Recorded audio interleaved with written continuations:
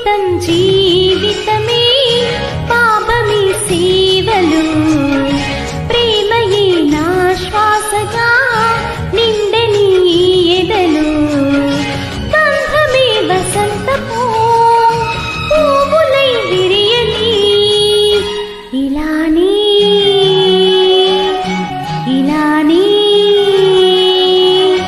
అంకితం జీవితమే పాపమి సేవలు ప్రేమయే నా శ్వాసగా నిండని ఎదలు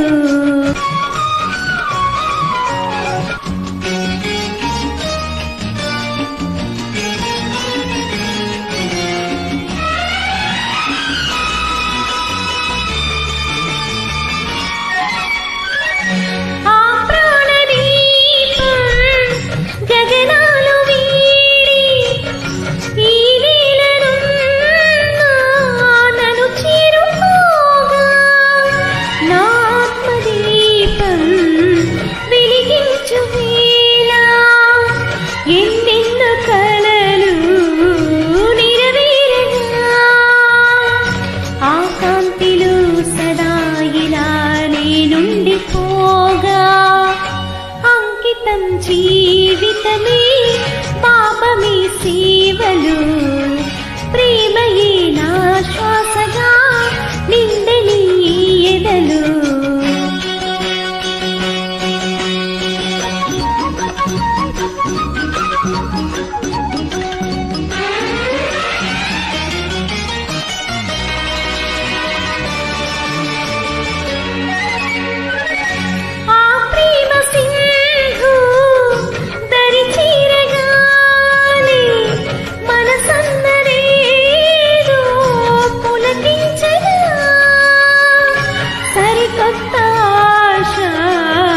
చిగురించగానే ఓం శాంతి మంత్రం నీ పలికితే ఆ శాంతిలో సదా ఇలా నేనుండిపోగా అంకితం జీవితమే పాపమి సేవలు ప్రేమయే నా శ్వాసగా నిండని ఎదలు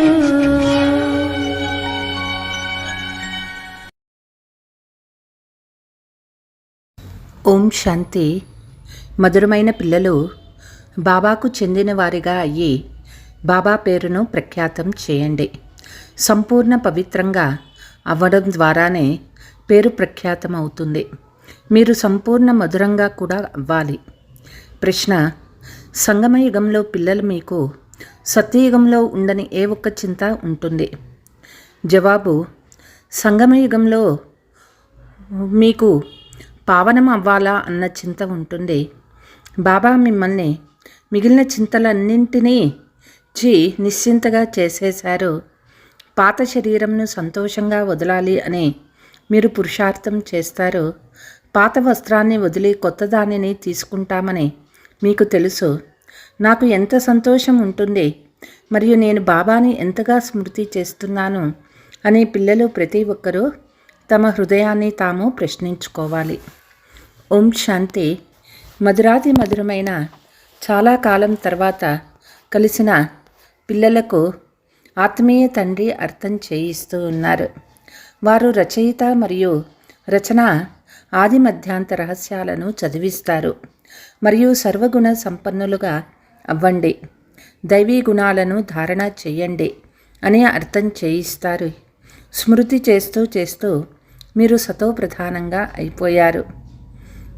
ఈ సమయంలో ఇది తమో ప్రధాన సృష్టి అనే సతో ప్రధాన సృష్టి కూడా 5000 సంవత్సరాలలో తమో ప్రధానంగా అయిపోతుందని మీకు తెలుసు. ఇది పురాతన ప్రపంచము. ఈ విధంగా అందరినీ గూర్చి అనడం జరుగుతుంది కదా. అందరూ కొత్త ప్రపంచంలో అయినా ఉండేవారు, లేక శాంతిధామంలో అయినా ఉండేవారు. బాబా కూర్చొని ఆత్మలకు అర్థం చేయిస్తారు. హే ఆత్మీక పిల్లలు, మీరు సతో ప్రధానంగా తప్పకుండా అవ్వాలి. తండ్రి నుండి వారసత్వాన్ని తప్పకుండా తీసుకోవాలి. మీ తండ్రి పైన నన్ను తప్పకుండా స్మృతి చేయాలి. లౌకిక పిల్లలు కూడా స్మృతి చేస్తారు.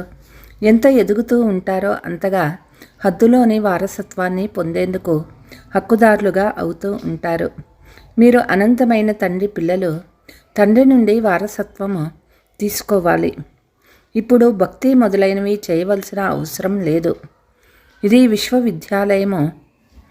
ఈ పిల్లలు అర్థం చేసుకున్నారు. మనుష్య మాతృలందరూ చదువుకోవాలి. అనంతమైన బుద్ధిని ధారణ చేయాలి. ఈ పురాతన ప్రపంచం పరివర్తన చెందనున్నది. ఎవరైతే ఇప్పుడు తమో ప్రధానంగా ఉన్నారో వారు సతో ప్రధానంగా అవుతారు. ఈ సమయంలో మనం అనంతమైన తండ్రి నుండి అనంతమైన సుఖ వారసత్వాన్ని పొందుతున్నామని పిల్లలకి తెలుసు. ఇప్పుడు మనం ఒక్క తండ్రి మతంపైనే నడవాలి. ఈ ఆత్మీక స్మృతి యాత్ర ద్వారా మీ ఆత్మ సతో ప్రధానంగా అవుతూ ఉంటుంది. మళ్ళీ సతో ప్రధాన ప్రపంచంలోకి వెళ్ళాలి. మనం బ్రాహ్మణులమని మీ బుద్ధిలోకి వస్తుంది. మనం బాబాకు చెందిన వారిగా అయ్యాము. చదువును చదువుతున్నాము. మరియు ఈ విధంగా చదవడమనే జ్ఞానము అని అంటారు. భక్తి వేరు. బ్రాహ్మణులైన మీకు తండ్రి జ్ఞానాన్ని వినిపిస్తారు. ఇంకెవ్వరికీ ఈ జ్ఞానం గురించి తెలియదు. జ్ఞానసాగరుడు తండ్రి. ఎవరైతే శిక్షకునిగా ఉన్నారో వారు ఎలా చదివిస్తారో వారెవరికీ ఈ జ్ఞానాన్ని గురించి తెలియదు. బాబా ఎన్నో టాపిక్లను అర్థం చేయిస్తూ ఉంటారు. తండ్రికి చెందిన వారిగా అయ్యి ఆ తండ్రి పేరును ప్రఖ్యాతం చేయడమే మొట్టమొదటి ముఖ్యమైన విషయము. సంపూర్ణ పవిత్రంగా అవ్వాలి. సంపూర్ణ మధురంగా కూడా అవ్వాలి. ఇది ఈశ్వరీయ విశ్వవిద్యాలయం. భగవంతుడు కూర్చొని చదివిస్తూ ఉన్నారు. ఉన్నతమైనటువంటి తండ్రిని స్మృతి చేయాలి. ఇది ఒక క్షణపు విషయము. స్వయాన్ని ఆత్మగా భావించండి. ఆత్మలైన మనం శాంతిధామంలో నివాసం ఉంటామని, మళ్ళీ పాత్రను అభినయించేందుకు ఇక్కడికి వస్తామని మీకు తెలుసు. పునర్జన్మలలోకి వస్తూ ఉంటారు. నెంబర్ వారుగా 84 జన్మల పాత్రను ఇప్పుడు మనం పూర్తి చేశాము. ఈ చదువును అర్థం చేసుకోవాలి. అలాగే ఈ పాత్రను కూడా అర్థం చేసుకోవాలి. డ్రామా రహస్యం కూడా బుద్ధిలో ఉన్నది. ఇది మన అంతిమ జన్మ అని, ఇందులో మనకు తండ్రి లభించారని మీకు తెలుసు. ఇప్పుడు 84 జన్మలను పూర్తి చేస్తారు. కాబట్టి పురాతన ప్రపంచం పరివర్తన చెందుతుంది. మీరు ఈ అనంతమైన డ్రామాను 84 జన్మలు మరియు ఈ చదువును తెలుసుకున్నారు. 84 జన్మలను తీసుకుంటూ ఇప్పుడు చివరిలోకి వచ్చి చేరారు. ఇప్పుడు మళ్ళీ చదువుతున్నారు. మళ్ళీ కొత్త ప్రపంచంలోకి వెళ్తారు. కొత్త వారు వస్తూ ఉంటారు. ఎంతో కొంత నిశ్చయం ఏర్పడుతూ ఉంటుంది. కొందరు ఈ చదువులో నిమగ్నమైపోతారు. మేము సతో ప్రధానంగా పవిత్రంగా అవుతున్నాము అనే బుద్ధిలో ఉంది. మనం పవిత్రంగా అవుతూ ఉన్నతిని పొందుతూ ఉంటాము. మీరు ఎంతగా స్మృతి చేస్తారో అంతగా మీ ఆత్మ పవిత్రంగా అవుతూ ఉంటుంది అని బాబా అర్థం చేయించారు. పిల్లల బుద్ధిలో మొత్తం డ్రామా అంతా కూర్చొని ఉంది. ఈ ప్రపంచంలోని సర్వస్వాన్ని మీరు వదిలి వచ్చేశారని కూడా మీకు తెలుసు. ఈ కళ్ళతో ఏదైతే చూస్తున్నారో దానిని చూడవలసిన అవసరం లేదు. ఇదంతా అంతం అవ్వనున్నది. ఇప్పుడు మీది అంతిమ జన్మ. ఇంకెవరికి ఈ అనంతమైన డ్రామా గురించి తెలియదు.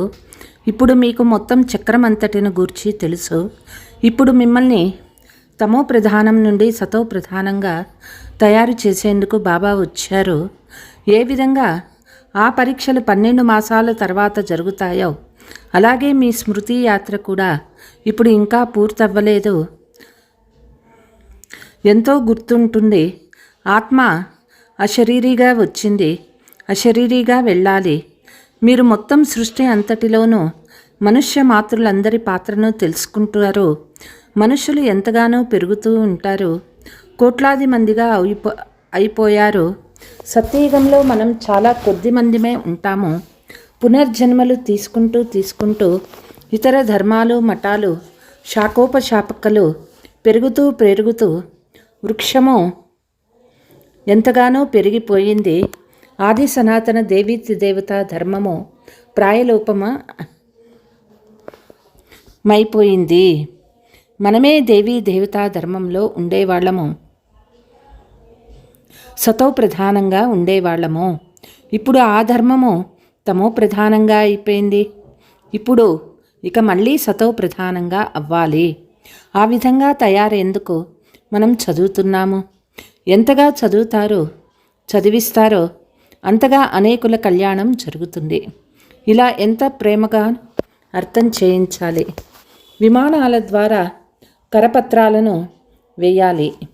అందులో కూడా మీరు జన్మాంతరాల భక్తి చేస్తూ వచ్చారు. అర్థం చేయించాలి. గీతను చదవడం కూడా భక్తియే. గీతను చదవడం ద్వారా మనుషుల నుండి దేవతలుగా అవుతారని కాదు.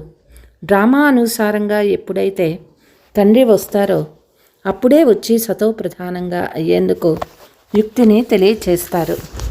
మళ్ళీ సతో ప్రధానమైన పదవి లభిస్తుంది. ఈ చదువు ద్వారా మనం ఈ విధంగా తయారవ్వనున్నామని మీకు తెలుసు. ఇది ఈశ్వరీయ పాఠశాల. భగవంతుడు చదివించి నరుని నుండి నారాయణుగా తయారు చేస్తారు. మనం సతో ప్రధానంగా ఉన్నప్పుడు స్వర్గం ఉండేది. తమో ప్రధానంగా అవ్వడంతో నరకంగా ఉంది. మళ్ళీ చక్రం తిరగాలి. తండ్రే వచ్చి మనుషుల నుండి దేవతలుగా విశ్వాధిపతులుగా తయారు చేసే పురుషార్థాన్ని చేయిస్తారు. బాబాను స్మృతి చేయాలి. దైవీ గుణాలను ధారణ చేయాలి. పోట్లాడకూడదు. దేవతలు ఎప్పుడూ పోట్లాడుకోరు. మీరు కూడా అదే విధంగా తయారవ్వాలి. మీరే ఆ విధంగా సర్వగుణ సంపన్నులుగా ఉండేవారు మళ్ళీ ఆ విధంగా శ్రీమతం ద్వారా తయారవ్వాలి. నాకు ఎంతవరకు సంతోషం ఉంది, ఎంతవరకు నిశ్చయం ఉంది అని మిమ్మల్ని మీరు ప్రశ్నించుకోవాలి. ఇది రోజంతా స్మృతిలో ఉండాలి. కానీ మాయ ఎటువంటిదంటే అది మరిపింప చేస్తుంది. బాబాతో పాటు మనం విశ్వసేవాదారులుగా ఉన్నామని మీకు తెలుసు. ఇంతకుముందు మీరు హద్దులోని చదువును చదివేవారు. ఇప్పుడు అనంతమైన తండ్రి ద్వారా అనంతమైన చదువును చదువుతారు. ఇది పాత శరీరము. దీనిని మనం సమయానుసారంగా వదలాలి. దానంతటా అదే వదిలిపోకూడదు. మనం సంతోషంగా ఈ శరీరాన్ని వదలాలి. ఈ చీచీ శరీరాన్ని వదిలి పాత ప్రపంచాన్ని కూడా వదిలి సంతోషంగా వెళ్తాము. ఏదైనా గొప్ప రోజు వస్తే సంతోషంగా కొత్త వస్త్రాలను ధరిస్తారు కదా.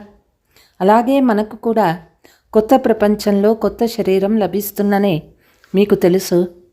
పావనంగా అవ్వాలి అన్న ఒక్క చింతయే ఇప్పుడు మనకి ఉంది. ఇప్పుడు మిగిలిన చింతలన్నింటి నుండి నిశ్చింతులుగా అవుతాము. ఇవన్నీ ఇప్పుడు అంతమవ్వనున్నది. మరి ఇక దేనిని గురించి చింతించాలి? అర్ధకల్పం మనం భక్తి మార్గంలో చింతలలో ఉన్నాము. మళ్ళీ అర్ధకల్పం ఇంకే చింత ఉండదు. ఇంకా కొద్ది సమయం మాత్రమే ఉంది. పావనంగా అవ్వాలి అన్న కొద్ది చింతయే ఉంది. ఆ తర్వాత ఇంకే చింత ఉండదు. ఇది సుఖదుఖాల ఆట. సత్యయుగంలో సుఖం ఉంటుంది, కలియుగంలో దుఃఖం ఉంటుంది. మీరు సత్యయుగ సుఖధామపు నివాసుల లేక కలియుగ దుఃఖధామపు నివాసుల అని మీరు అడగవచ్చు. బాబా అర్థం చేయించారు. ఇక్కడ మీరు కొత్త కొత్త విషయాలను వినిపిస్తారు. అప్పుడు వారు తప్పకుండా మేము దుఃఖధామ నివాసులమే అని అంటారు. ఎంతో ప్రేమగా అడగడం జరుగుతుంది. తద్వారా మనుషులు తాము ఎక్కడి నివాసులో తమకు తామే అర్థం చేసుకోగలుగుతారు. మీరు అలా ప్రశ్నలను అడిగే యుక్తి చాలా బాగుంది అని అంటారు. ఎంత గొప్ప వ్యక్తి అయినా, ధనవంతుడైనా తాను నరకవాసియే కదా. స్వర్గం అనే కొత్త ప్రపంచాన్నే అంటారు. ఇప్పుడు కలియుగం పాత ప్రపంచము. ఈ ప్రశ్నలు చాలా బాగున్నాయి. మెట్ల వరుసలో కూడా చాలా స్పష్టంగా ఉంది. మీరు సుఖధామంలో ఉన్నారా లేక దుఃఖధామంలో ఉన్నారా? ఇది నరకమా లేక స్వర్గమా? మీరు దేవతలా లేక అసురులా? ఈ విషయాలను అడగాలి. తప్పకుండా సత్యయుగాన్ని దైవీ ప్రపంచము అని అంటారు, కలియుగాన్ని నరకము, ఆసురీ ప్రపంచం అని అంటారు.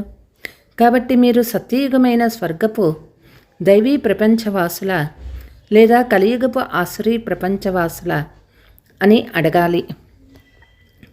మీరు ఎంత ధనవంతులైనా కానీ మీ ప్రపంచ నివాసులు, మీరు ఏ ప్రపంచ నివాసులు? ఇప్పుడు మీలోకి జ్ఞానం వచ్చింది.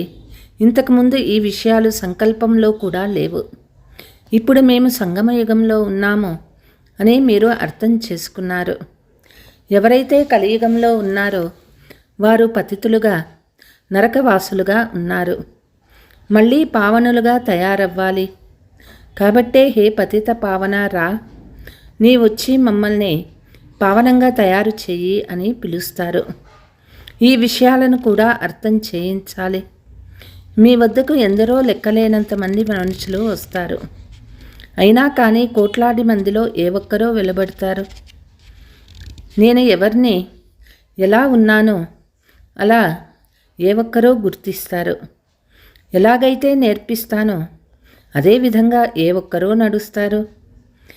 ప్రభాత యాత్రలో కూడా మేము ఈ చదువు ద్వారా స్వర్గవాసులుగా అవుతున్నాము అన్నదే చూపించండి.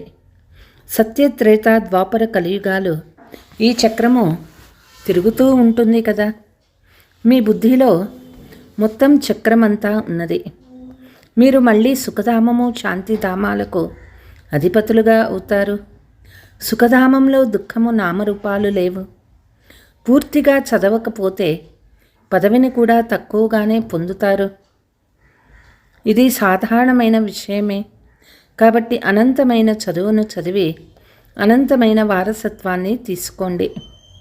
కేవలం స్వయాన్ని ఆత్మగా భావిస్తూ అనంతమైన తండ్రిని స్మృతి చేయాలి.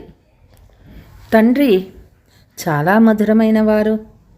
దేహ సహితంగా దేహపు సర్వ సంబంధాలను అంతం చేసేయండి. అదే తండ్రి ఇచ్చే డైరెక్షను. ఆత్మ వినాశనం లేనిది. ఇప్పుడు శరీరాన్ని ఉంటారు, మళ్ళీ ఇప్పుడే వదిలేస్తారు. పెద్ద సమయమేమీ పట్టదు. ఈ సమయంలో ప్రతి దినము అందరూ తమో ప్రధానంగా అవుతూ ఉంటారు. మనం ఎప్పుడైతే సతో ప్రధానంగా ఉండేవారమో అప్పుడు ఎంత పెద్ద ఆయుష్ కలవారిగా ఉండేవాళ్ళము. మరియు అప్పుడు చాలా కొద్ది మందే ఉండేవారు. అప్పుడు ఇంకే ధర్మము లేదు. మీ ఆయువు ఇప్పటి మీ పురుషార్థం ద్వారానే పెరుగుతుంది. మీరు ఎంతగా స్మృతి చేస్తారో అంతగా మీ ఆయుష్ పెరుగుతుంది. ఎప్పుడైతే మీరు సతో ప్రధానంగా ఉండేవారో అప్పుడు మీ ఆయుష్ చాలా ఎక్కువగా ఉంటుంది. మరలా ఎంతక కిందకి దిగజారుతూ వచ్చారో ఆయుష్ తగ్గిపోతూ వచ్చింది. రజోలోకి దిగినప్పుడు ఆయుష్ తక్కువగా, తమోలోకి వచ్చినప్పుడు ఇంకా తక్కువగా అయింది.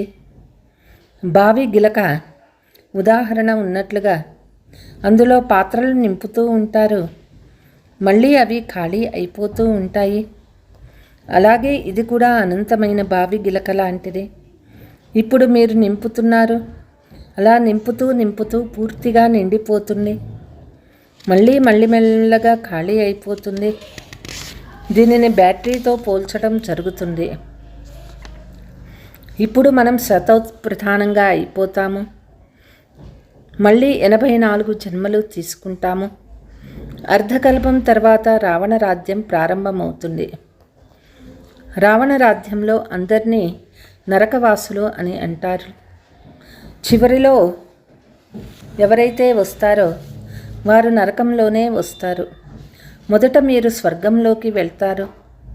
తండ్రి ద్వారా భక్తి ఫలితం లభిస్తుంది. మీరు ఎంతో భక్తిని చేశారు కాబట్టే జ్ఞానము కూడా తీసుకుంటారు, భావించటం జరుగుతుంది. ఈ రహస్యాల అన్నింటినీ బాబా మీకు అర్థం చేయించారు. మీరు వీటిని మళ్ళీ ఇతరులకు అర్థం చేయించాలి. మనుషులు అనేక రకాలైన పాపాలను చేస్తూ వచ్చారు. ఇప్పుడు బాబా వచ్చారు, మీకు జ్ఞానాన్ని ఇస్తూ ఉన్నారు. తండ్రి ఎప్పుడైతే వస్తారో అప్పుడే వారు వచ్చి చదివిస్తారు. ఇంతకాలము దానిని గూర్చి ఏమీ తెలియదు. పాపాత్ములుగా అవుతూ వచ్చారు. పుణ్యాత్ములుగా ఎలా అవుతారు, మళ్ళీ పాపాత్ములుగా ఎలా అవుతారు, సత్యయుగ నివాసులుగా ఎవరుంటారు, కలియుగ నివాసులుగా ఎవరవుతారు అన్నది ఏమీ తెలియదు. బాబా అర్థం చేయించారు. బాబాను జ్యోతి అని కూడా అంటారు. వారిలో ప్రకాశం ఉన్నది మరియు శక్తి ఉన్నది. ప్రకాశంలోకి వస్తే అలాగే మేల్కొంటే శక్తి వస్తుంది. మీ జీవిత ఆయుష్ పెరుగుతుంది. అక్కడ మిమ్మల్ని మృత్యువు కబళించలేదు. ఎంత సంతోషంగా ఒక శరీరాన్ని వదిలి ఇంకొక శరీరాన్ని తీసుకుంటారు. దుఃఖ విషయం ఏది ఉండదు. అదంతా ఒక ఆటలాగే ఉంటుంది. సత్యయుగం నుండి కలియుగం వరకు పాత్రను అభినయించారు. ఇది బుద్ధిలో కూర్చుంది. బాబా మీకు తండ్రి, శిక్షకుడు మరియు సద్గురువు కూడా. ఇది కేవలం పిల్లలైన మీరు నెంబర్ వారుగా పురుషార్థానుసారంగా తెలుసుకుంటారు. పునర్జన్మలను కూడా మీరు అర్థం చేసుకున్నారు. మీరు ఎన్ని జన్మలను తీసుకుంటారో మీకు తెలుసు. బ్రాహ్మణ ధర్మంలో మీరు ఎన్ని జన్మలను తీసుకుంటారు? కొందరు 2-3 జన్మలు కూడా తీసుకుంటారు. ఉదాహరణకు ఎవరైనా శరీరాన్ని వదిలితే ఆ బ్రాహ్మణత్వపు సంస్కారాలను తమతో పాటు తీసుకొని వెళ్తారు.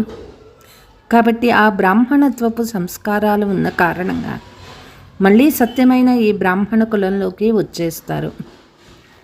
బ్రాహ్మణ కుల ఆత్మలు వృద్ధి అవుతూ ఉంటారు.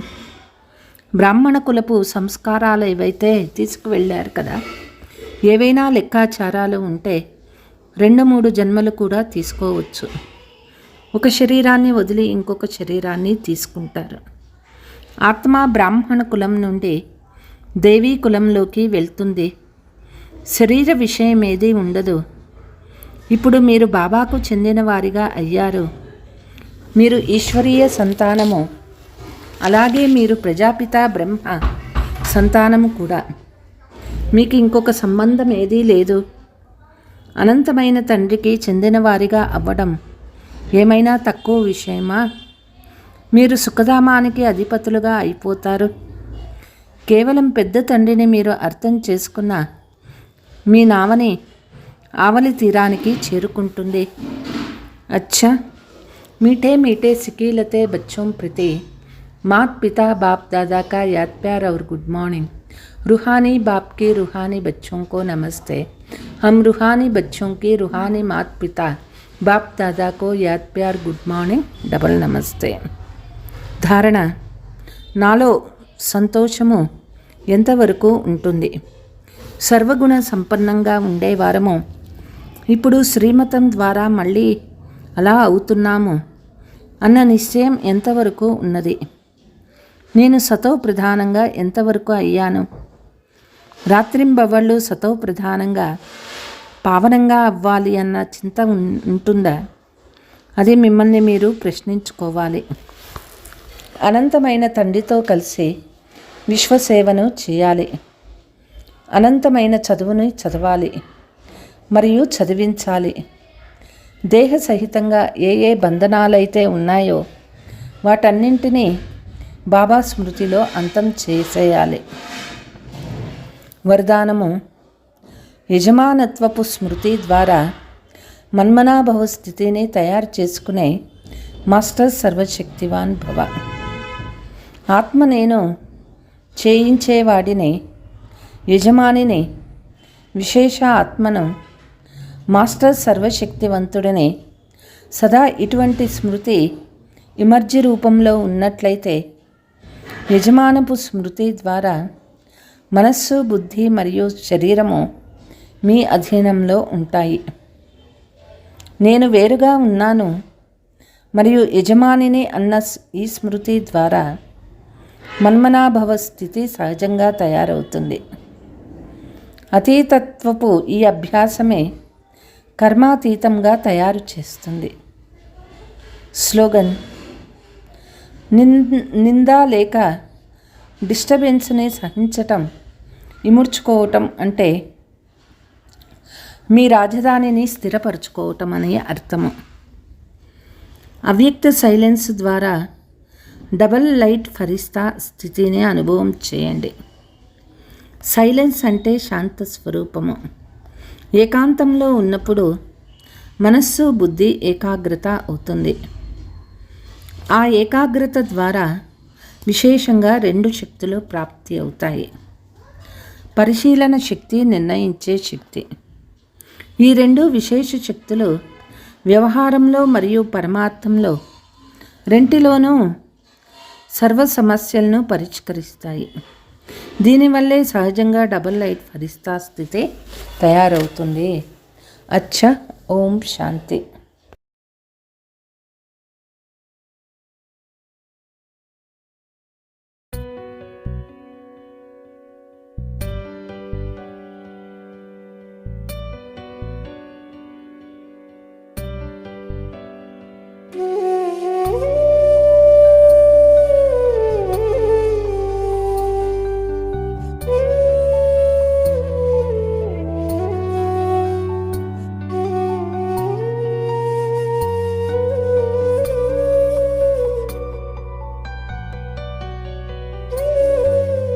जीवन के दाता, सांसों के स्वामी, ये नैया की पतवार तुमको है अर्पण।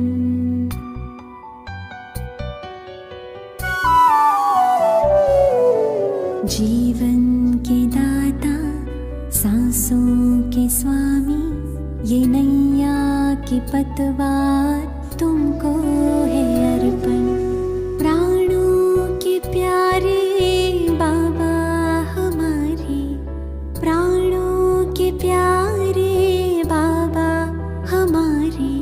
तुझे तेरा सब कुछ समर्पण समर्पण। जीवन के दाता, सांसों के स्वामी, ये नैया की पतवार तुमको है अर्पण।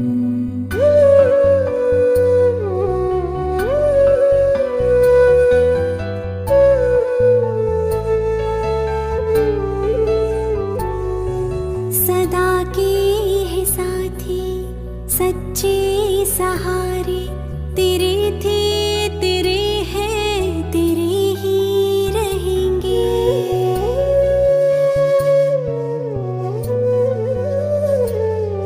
सदा के है साथी, सच्चे सहारे, तेरे थे, तेरे हैं, तेरे ही रहेंगे। दिल के दिलारा, दिल से हम कहते, दिलों जा से बाबा तुझ पे है अर्पण। प्राणों के प्यारे बाबा हमारे, प्राणों के प्यारे बाबा हमारे, तुझे तेरा सब कुछ समर्पण समर्पण। जीवन के दाता, सांसों के स्वामी, ये नैया की पतवार तुमको है अर्पण।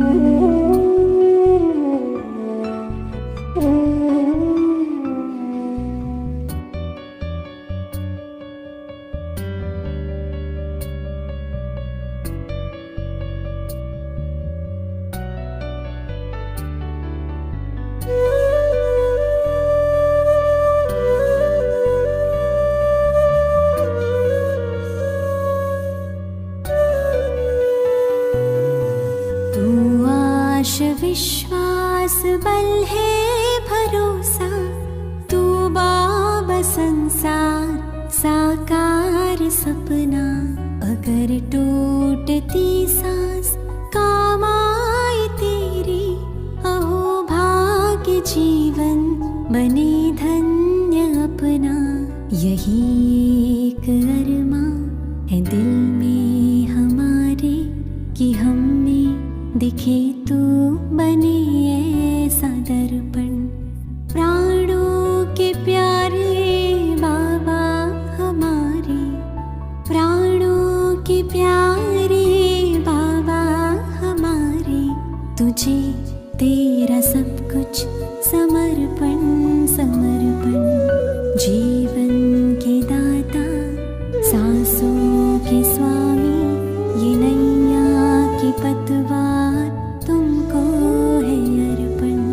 जी